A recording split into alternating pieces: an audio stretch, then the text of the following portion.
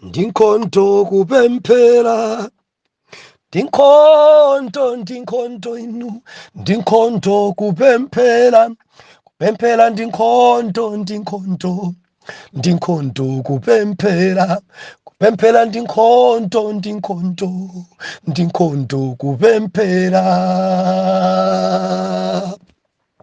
Ndikulandireni okondedwa omvera konse kumene muli. Heneleke ichale mtumiki wanu believer lero pa 12 September 2023 sabutopiki nkhondo zoyambira mimba. Genesis chapter number 27 verse number 30 mpaka na 33 mawu otsogolera.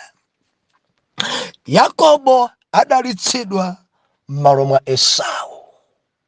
Tiwerenge verse 30. Baibulo ikunena kuti ndipo panali atatha Isaki kudalitsa Yakobo, anatuluka Yakobo pamaso pa atate wake. Esau mkulu wake analowa kuchokera kuthengo, ndipo iyeyo anakonza chakudya chokolera nadza nacho kwa atate wake, nati kwa atate wake, auke atate wanga adye nyama ya mwana wake, kuti moyo wanu undidalitse ine. Ndipo Isaki atate wake anati kwa iye, ndiwe yani? Ndipo iye anati, ndine mwana wanu woyamba Esau. Ndipo Isaki ananthunthumira ndi kunthunthumira kwakukulu nati, ndani uja anarenga nyama nadza nayo kwa ine, ndipo ndadyako zonse usanalowe iwe, ndipo ndandidalitsa iye? Inde adzadalitsika.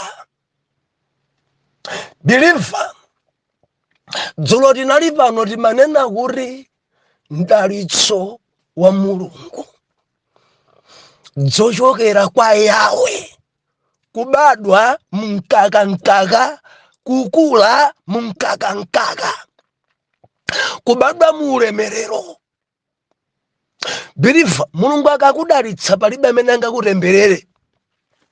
Ndedzulo ife timayiona nkhani kunena kuti kudziko kuno alipo anthu ena amatha mwina nkuima pagulu nkumanena kuti Ambuye andidalitsa, asali Ambuye. Kurekwa ambiri tanamizira Mulungu, ambiri taima nkumanena kuti kumwamba kwandiyendera, kusali kumwamba kuli kumidima. Believer, zikamakuyendera ndondoja ungamanene kuti kumwamba kwandiyendera. Zitumwa ena zinjoka zili m'manyumba, ena magona kumanda nkumanena kuti kumwamba kwakuyendera. Kumwamba kwache kuti? Mwagona nandi ananu, mwagona nandi amayi anu kuti mulemere, mukamanene kuti pamaso pa mpingo dziko langa pano palibenso mchikunja, aliyense tangosonkhana chimpwirikiti nchalichi, mbava zili nchalichi, okhwima ali nchalichi, asing'anga ali nchalichi, mfiti zili nchalichi, anthu amankhwala kupembedza zili mchuno mwawo. Believer, nchenjeze ndilise khwerere. Si onse amene ali odalawa kuti Mulungu adalitsa, ayi. Si onse amene ali olemerawa kuti ndi dzanja la Mulungu, ayi. Pakamwa pawo akhoza nena kuti ndi Ambuye. Ali ndi njoka awa, ali ndi njoka. Akakudalitsa Mulungu sukhala kapolo. Believer, sumakhala kapolo. Kureku enawa sakugona, ena wasakugona pakati pa usiku amathamanga zungulira nyumba yawo kuti chuma chisatsike. Akazawa mbali thamanga kumana pakonayo, thamanga mwina adauza sing'anga kuti mudzizungulira times 7 night iliyonse. Kangokwana wanikoloko madamuriye ukapolo. Believer, kudziko kuno kuli akapolo koma magalimoto. Kuli akapolo koma ni mabwana. ali muofesi koma kapolo, gentleman koma ndi kapolo. Ndi director weniweni akuyang'anira utumikiwo, akuyang'anira kampaniyo, koma samagona kapolo ali mzitumwa zimene kumidima adamusa kuti usamalire kwambiri, moti amakhala kapolo kwambiri pa zimene zuzu. Si mulungu, si mulungu. Ndimafuna ndilize kwerere biliva ramvera. Zochokera kumidima zile ndi expired date. Nchifuka chache inuyo mumanena kuti adali mkanthu kale pano alibe. Dzakumidima dzimafika paguga, dzakumidima dzimafika pakutha, dzakumidima dzimafika popita kwawo, dzakumidima biliva dzimatha ndivomereza kudera kwanu padali wina mponda mariki, dzaka dzapitadzo ndinena pano alibe kena kalikosali tetete. Pamangooneka pa nyumbapo dzimaudu dzamagalimoto kulika lero pano ankeyendera galimoto yapita kuti galimoto zitumwa dzasesa dzapangeke sipaya samala kwambiri imbekezera dalira ndalisochokera kwa yawe umakhazikika. Owezedwa wonse faja mamphala chaka atama choko chedwa amathamangisidwa kuchoka pa delegita kutsitsidwa kudzakhala munthu wamba akamva kuwawa mapanga ekhalizaini ndi kuchoka pano. Dzimamphala dzasukunuka, chitumwa chatopa chili ndi nthawi, mwina kwazizira kwambiri kapena kwatentha kwambiri, chitumwa chasukunuka singathenso kugwira bwino ntchito yake. Mdaliso wa kwa Mulungu sonjezera chisoni. Sonjezera chisoni. Wina akamaendesa galimoto pano amachita dzuwa mwana wanga amene. Ungakhale bwanji pa mtendere ukudziona kuti dzikuyenda dzinthu chifukwa cha magazi a mwana wanga. Mumayika kuti nkhope yanu mutagonana ndi mayi anu, mutagonana ndi mwana wanu.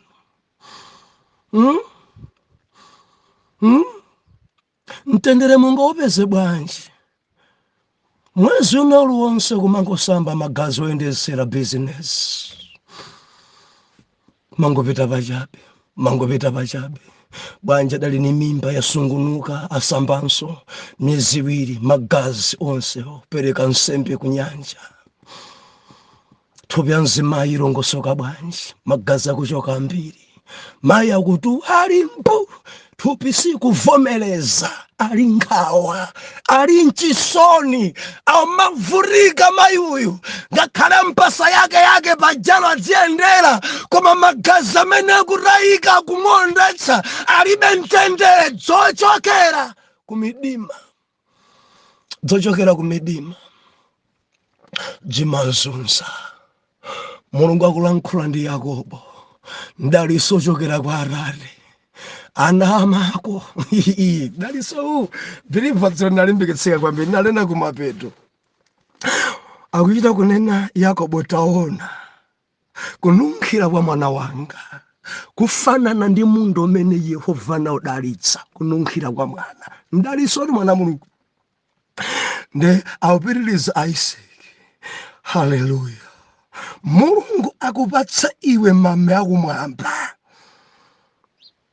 ndi zonenepa za pa dziko lapansi, ndi tirigu ambiri ndi vinyo.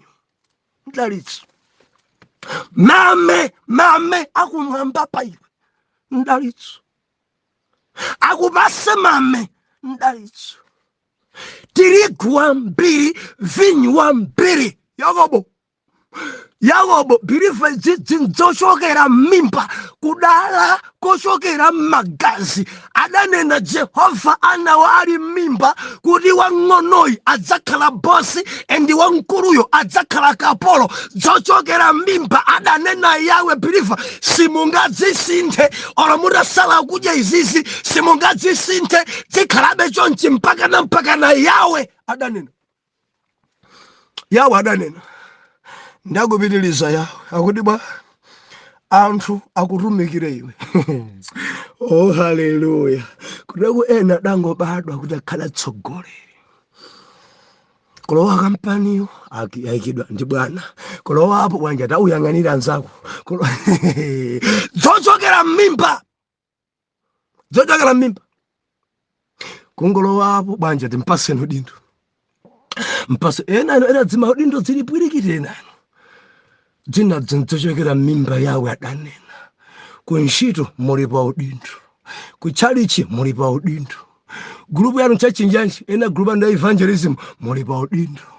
Kupita uko muli pa udindo. Kwa grupu hii muli pa udindo. Zochokera m'mimba. Ngati Ambuye adalemba choncho angatsutse ndani. Ndimafuna ndikulimbikitse wina. Ndikukulimbikitsa basi. Ngati m'mimba usanabadwe Mulungu adanena kuti uzidzagwira ntchito imeneyo, udzigwira ntchito imeneyo mpaka nakalekale.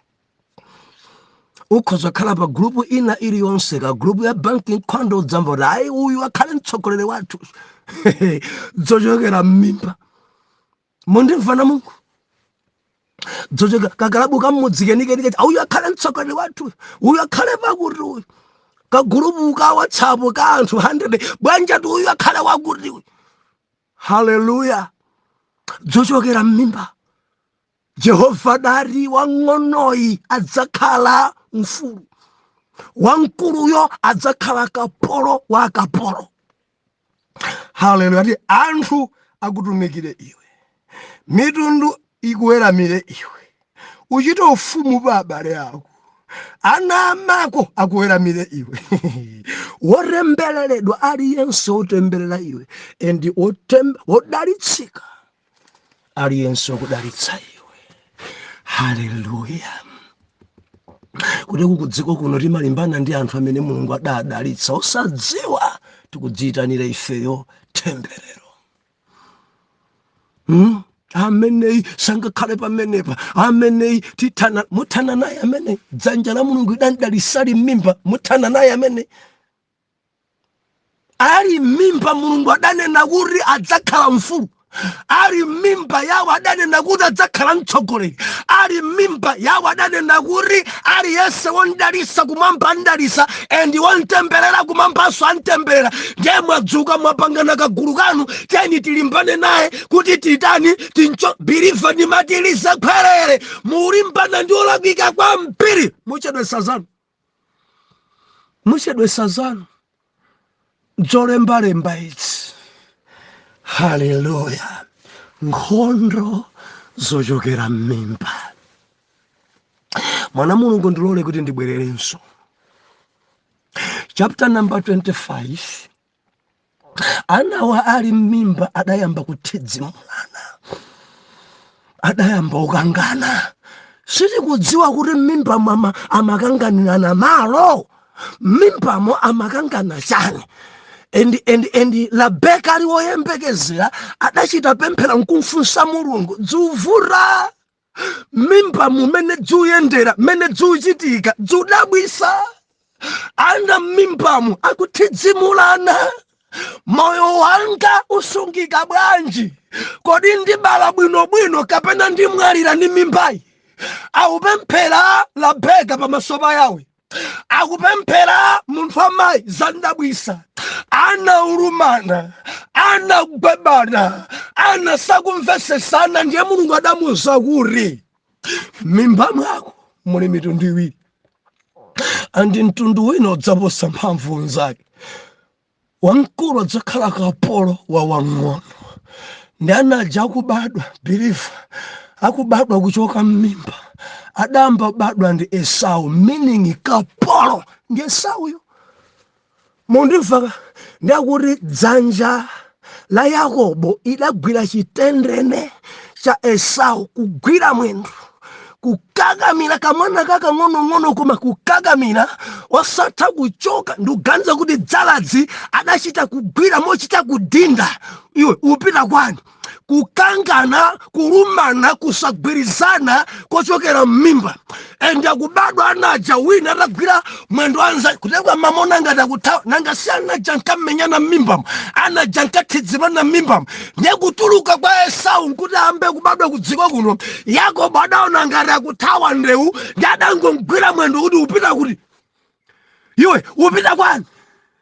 Zochokera m'mimba biliva dzimavura. kusemphana maganizo kochokera m'mimba biliva, kulumana kochokera m'mimba kuleku kuli mtundu wina biliva ndimvetsere sumagwirizana nzamagazi kuleku sayanjana ndi brother wawo sayanjana mmangodabwa kuti mtundu umene kwa mtundu wachi samagwirizana olo wina adwala alibe na ntchito anthu amachita dabwa kuti uyu ali ndi abale yake, uyu ali kunja, uyu ali mtawuni mwali mbulanta, ali mulilongo, ali munzuzu, koma mmene akukulukutira mbaleyo, mmene akusunzikira ali mbale wake agwira ntchito mboma, ali mmabungwe yotchuka kwambiri, koma sakuthandizana, samaonana. Kureku mwana mulungu kuli mtundu wina kudziko kuno sionana, samaenderana.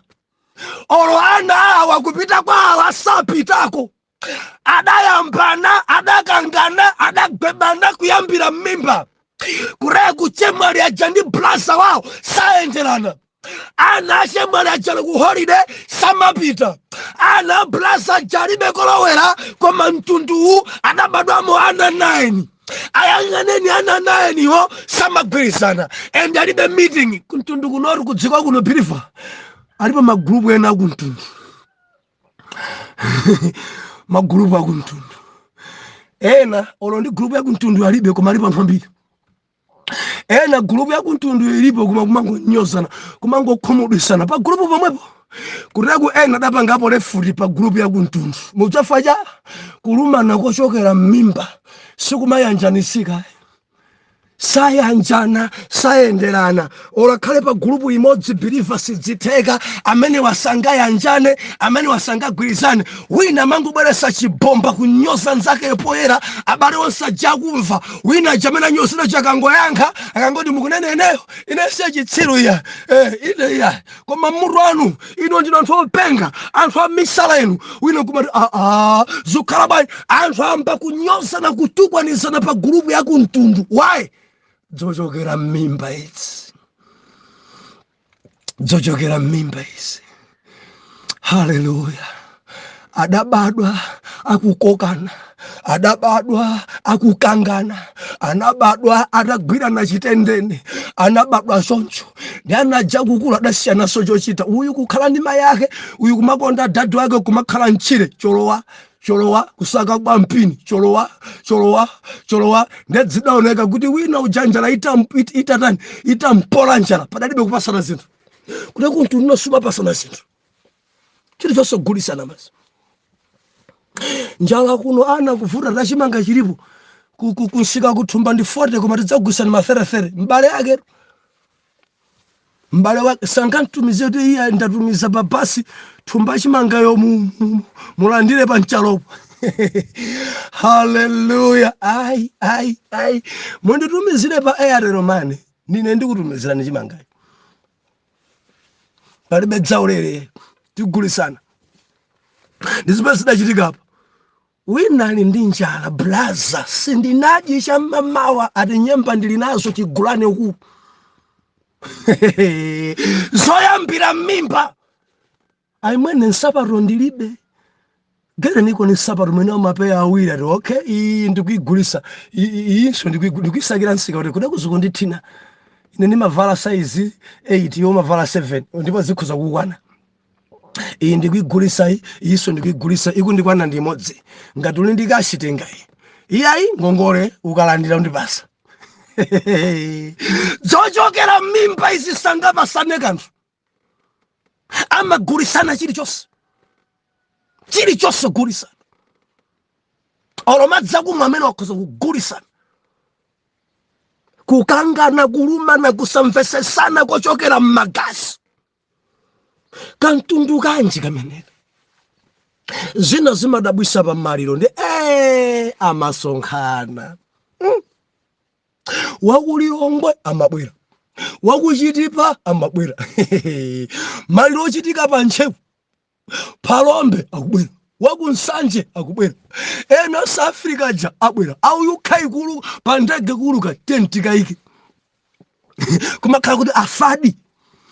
afadwa ukangana naye tentika iki kubwera pamaliro kuyang'ana pamaliro matraki bwanjati matraki awanga m'bale wawo wa ku UK amene atenge azimayi onse amene avala uniform ndi amaluwa wakumanda anamfedwa onse akwera iyoyo onse azibambo mukwera iyo inu ena mamemba ku church mukwera iyo inu iyi khale ipita empure ikatenga dzuku wokumba kumene kuja atopa kuti kudzima galimoto pwirikiti dzindalama zimene dzawo dzagwirisidwa ntchito mpaka napamadwe adapha ng'ombe ziwiri mbuzi nkhuku kabichi nyemba osanena phatikiza paonongeka mamiliyoni makudwala panalibe ngakhale mmodzi adabwerako ku chipatala even botolo lya sobo inkasowa moti mbaleyo kumwalira mbali ina dzakudya zinkachepa koma abaleyo sanabwere pa matenda abwera pa maliro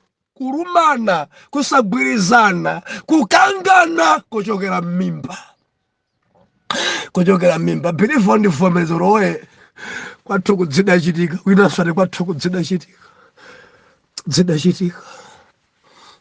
nkhondo zochokera m'mimba bhaibhuri kunena kuti atatha kudalisidwa Yakobo adachoka pamaso pa atate wake Isaki pompo Esau adabwera ali nayo nyama yokazinga ali nayo nyama yoti akadalisidwe malembo onena kuti atafika Esau adati aukeru adati arare ukani mudye nyama ya mwana wanu mundidalisa before kumwalira Isaki adamfunsafunso ndiwe yani auyankha Esau ndine Esau mwana wanu wamkulu saunenabe kuti adakugulisa mwana wanu wamkulu Isaki kumva voice ndendende Isaki kumva kafungoko ndendende Esau abwera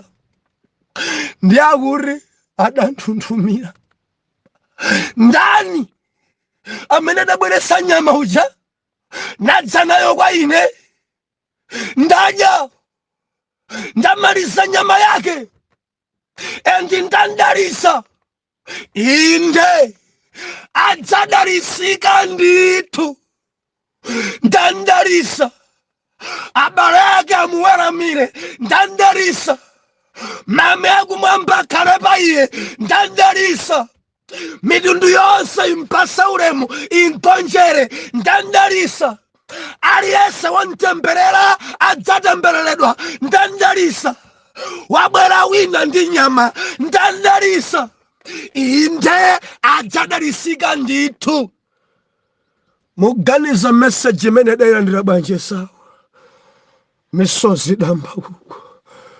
misozi damba kuko tari mesa muda usaini ndabwera dadi ndineyo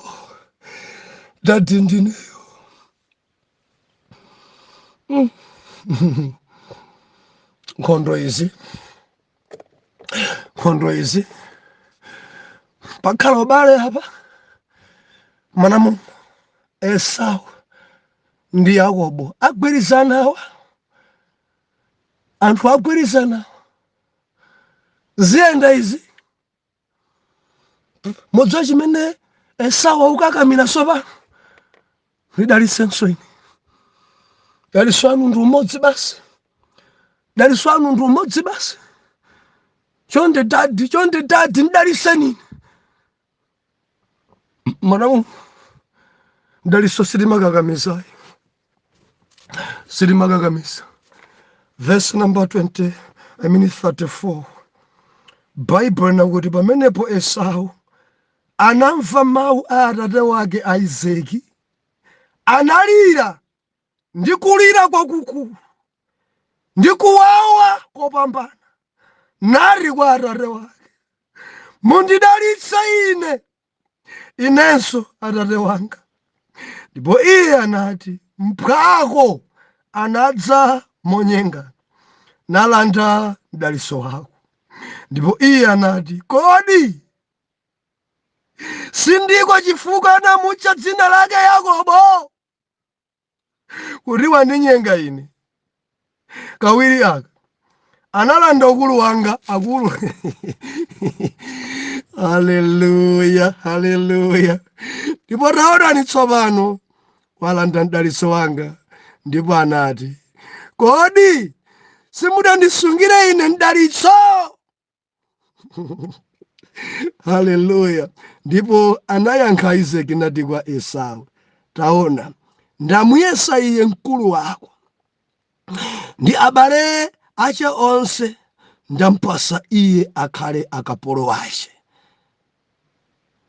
Ndakhazikitsa iye ndi tirigu ndi vinyo wambiri. Nanga pamenepo mwana wanga ndidzakuchitira iwe chiyani? Haleluya, haleluya, haleluya. Verse 38. Ndipo Esau anati kwa atate wace, kodi muli nawo mdalitso umodzi wokha, atate wanga? Mundidalitsa ine, atate wanga. Ndipo Esau anakweza mawu ake nalira. Mwana Mulungu, zinthu zafika pawesi, ndikuti ndidzochokera m'mimba izi, nkhondo,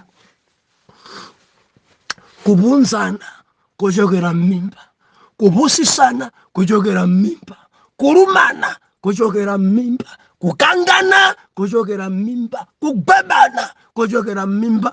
Palibe mtendere. Ana kumenyana kuyambira ali ana go kusukulu banja ndi ana ankamenyana, kubwera mmudzi bambo ku kitchen ana kumenyana, kuyang'ana mwina ali pa screen kukangana zasi banja ndi ayi ndikufuna tuonere mpira, wina ndi ndikufuna ndionere star, ayi ndikufuna ndionere ijeni zama dramas, wina ndi ayi ndikufuna ndimvere nkhani, ena ndisagula ijeni ya South Africa ndi palibe chisagula MPC, mpaka na ana menyana kuchola malimoti mpaka na kupanyira chinsabato kaswa screen pa zochokera magazi. Maskini ngati mwapa, malimoti ngati amene atayika pamene, zambiri zaphwanyika, mbale kuphwanyika, banja tananga nkamenyana. Dzinazi zochokera m'mimba izi, zochokera m'mimba izi. Walira Esau, misozi yagwa, walira, wakweza voice munthu wankulu, alira. Mdalitso sempana nawo, chibwana cha mchombolende akuulula madaraja mdalitso tapita, amene adandibera adandilanda ukulu wanga apatu ndibodza adamulanda khadadzinyozeka khadadzinyozeka ukulu ndipindo nawo chani ni njala pase nyembazo mpaka na kusainiana adamulanda. Sunganene choonadi Esau kuti ndekha ndidatakata pano sisi wamba kulira chibwana cha mchombolende, kumwamba adanena kuti udzakhala kapolo ndithu, kuyesa kutakataka, kuyesa kuthamanga palero, kugula business katakata kukudyeraso kapitolo palero, kuoda ya nsomba osawina mpaka na ina ikupereweraso palero, kuyamba ya golosale anthu kukukongola osakubwezera palero, kapolo. Iyi ndikampe kulima sidzimayendaso, chaka chimene ukuyamba kulima mpamene akubwera cyclone Freddy kokolola, kapolo.